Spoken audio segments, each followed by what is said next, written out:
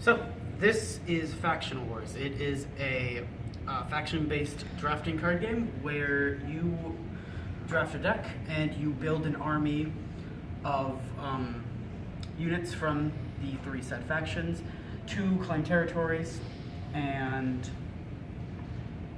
eventually, hopefully, win and see who claims the most. The game's fairly simple, 2 to 4 players or so. And yeah, so the way it works is first you have the unit decks and you have the territory deck. Shuffle them both. And now the drafting starts. So each player is dealt 7 cards, and then they get to look at their hands.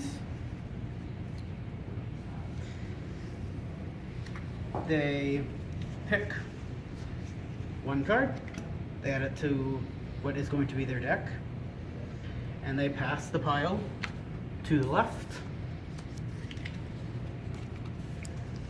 and rinse and repeat.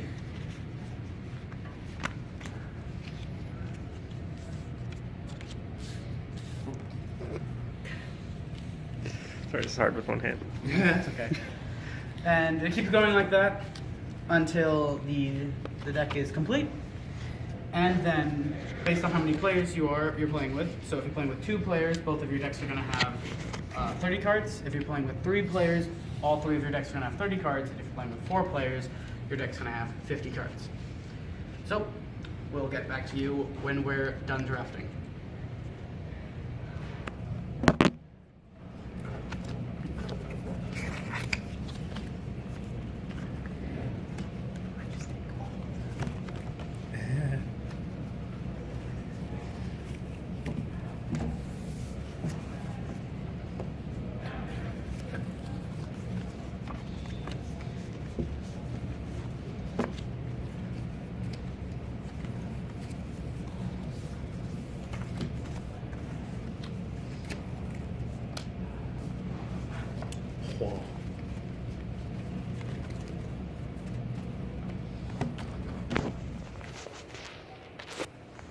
Cool, and we're back.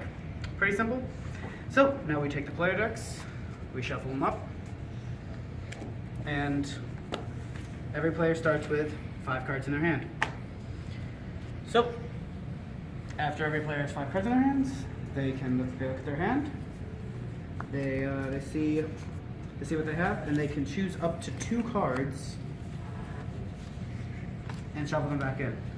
So it's a little mulligan, just to prevent weak or unbalanced hands.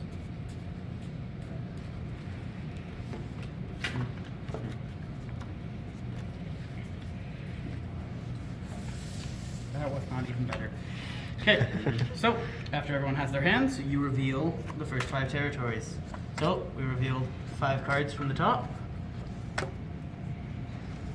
And here are our 5 territories. So each territory has an occupation and a capture ability.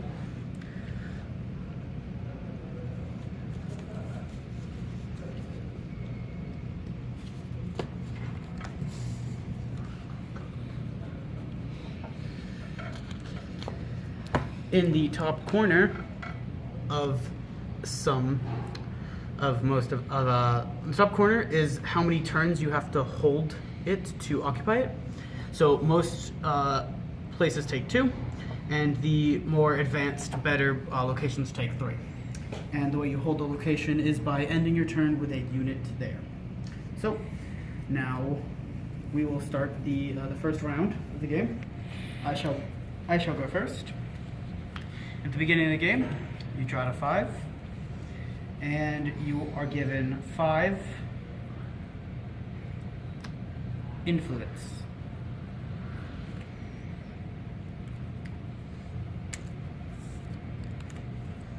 You gain influence at the end of every turn cumulatively, so 1 at the end of the first turn, 2 at the end of the next, etc., etc., etc.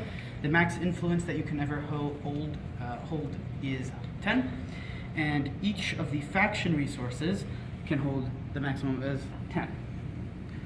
This is, yeah. So, I will go first. During my turn, I will play 2 cards. you place units face down on any territories you'd like. And that's the end of my turn. So now we'll go to Jeremy. So, Jeremy draws the 5. He already has 5 cards in his hand, so he doesn't draw anything. And he can play up to 2 units as long as he can afford to pay their influence cost.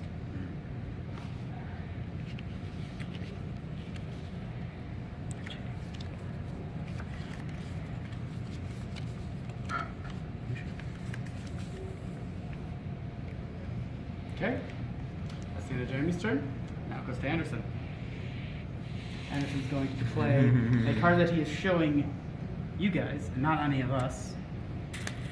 Yes. And that's the end of the first round. So now we will move to combat. The way combat works is all units are revealed simultaneously.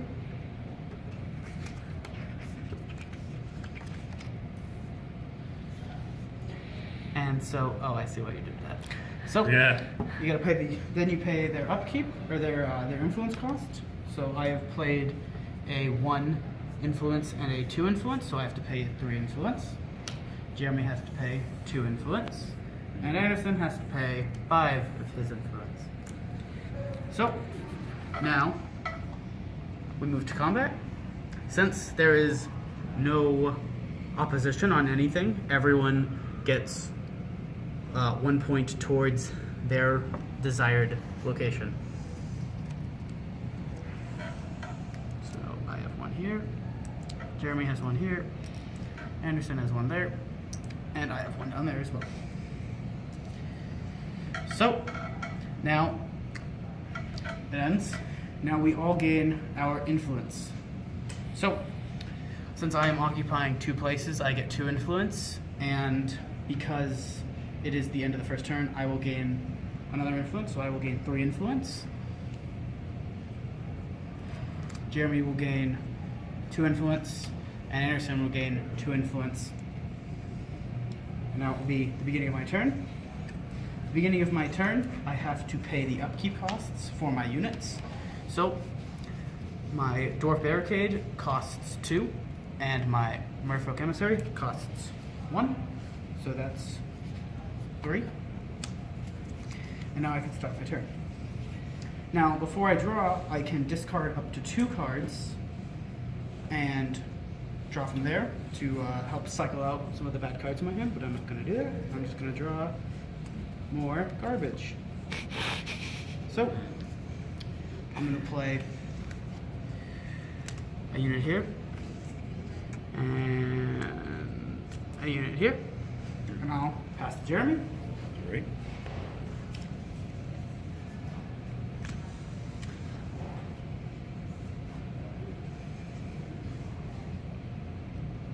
If somebody wants to do combat this turn, that'd be pretty awesome.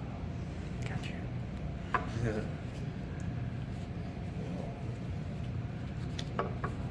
Looks like I'm already doing combat since you got a little unit right there. All right, then. So she costs 1 influence. Yes. That's upkeep. Jeremy pays 1 influence. Supposed to do that before you draw. Whoopsie. Oh. But now, here comes the good part. Alright. See what I'm gonna do is this right here. Oh boy. So, you can play up to 2 units per turn, and the maximum you can have is 2 units on any territory, unless a card or so a different card says otherwise. So, Anderson. Pay my upkeep. Anderson pays all of his upkeep, And then I draw. and he draws. Alright, let's see what bad boy I'm gonna do with this time. Oh boy.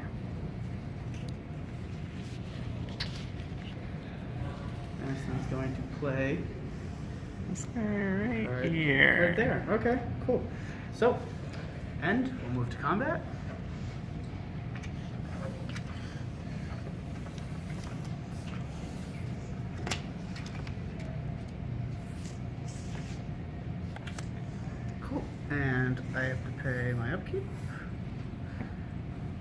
Anderson plays his upkeep.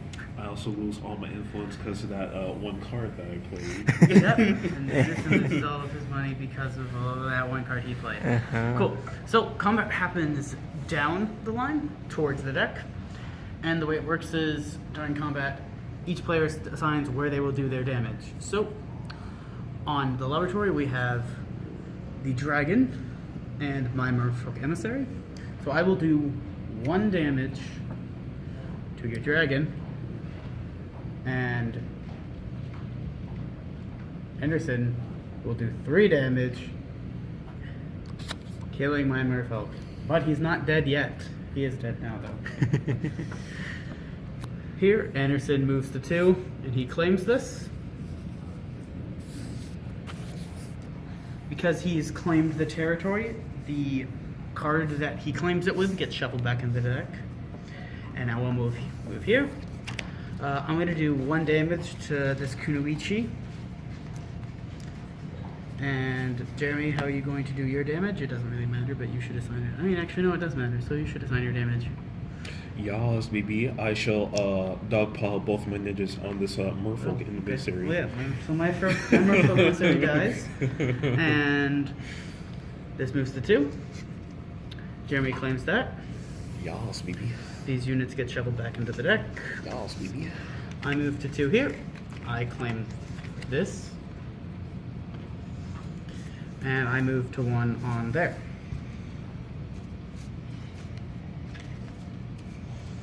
So, now we dish out the new locations.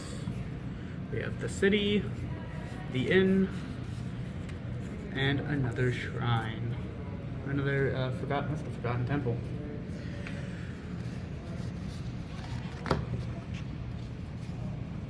Bravo Shopping sucks. Oh no. Oh, here we go. Oh wow, there. Oh, that happened instead now. So this is a legendary location. It costs 3 to capture, and by capturing it, all of the specified faction will gain 1 attack. So this is something that Jeremy, who's probably building a ninja deck, would want to keep.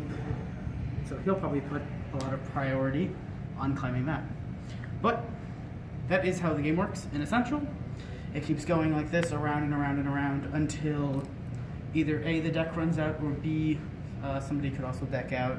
There's a few different ways it ends. It kind of doesn't really matter. The end of the game, based on the amount of locations, is the winner. And yeah, that's about it. Thank you.